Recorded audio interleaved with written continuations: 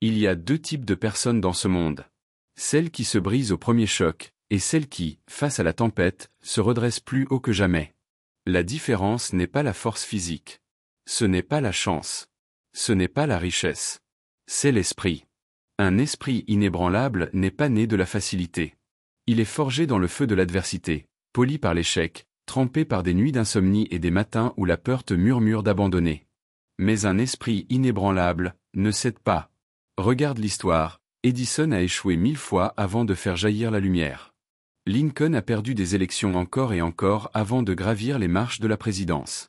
Disney a été licencié parce que, il manquait d'imagination, puis il a bâti un empire de rêve. Chacun d'eux aurait pu s'arrêter. Chacun d'eux a eu des raisons valables d'abandonner.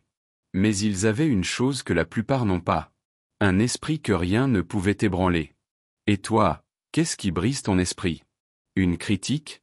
Un échec? Un regard qui te juge? Si oui, sache que tant que ton esprit tremble, ta vie tremblera avec lui. Pour bâtir un esprit inébranlable, il faut commencer par la racine, tes croyances. Pas celles que tu affiches sur les réseaux sociaux, mais celles qui, dans le silence de tes pensées, dictent qui tu crois être.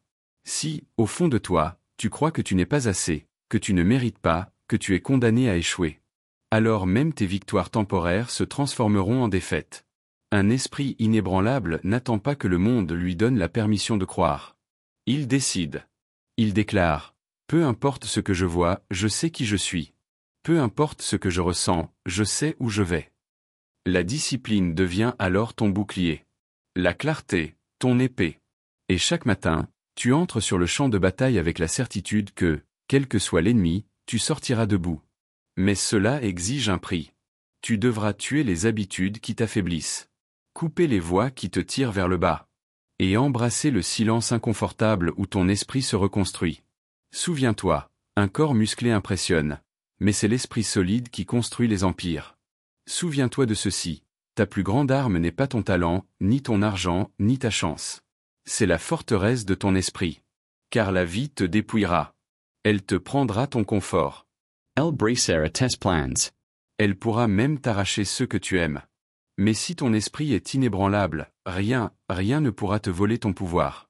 Quand tu comprends cela, la peur perd son emprise. L'échec devient ton professeur. Et chaque obstacle se transforme en matière brute pour ta grandeur. Tu cesses de demander « Pourquoi cela m'arrive-t-il » Et tu commences à demander « Comment puis-je l'utiliser » Tu changes la trahison en sagesse.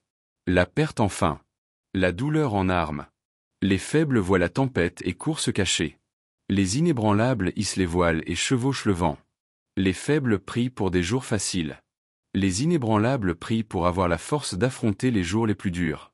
Et un jour, quand le monde te regardera en se demandant comment tu as survécu à ce qui aurait brisé n'importe qui d'autre, tu souriras. Parce que tu connaîtras la vérité. Tu n'étais pas en train de survivre. Tu étais en train de t'entraîner. De t'aiguiser. De devenir quelque chose qu'aucune force ne peut ébranler. Alors laisse venir les tempêtes. Laisse le vent hurler. Laisse la terre trembler sous tes pieds. Parce que quoi qu'il se dresse contre toi, Tu tiendras. tu t'élèveras. Tu demeureras. Tu es inébranlable.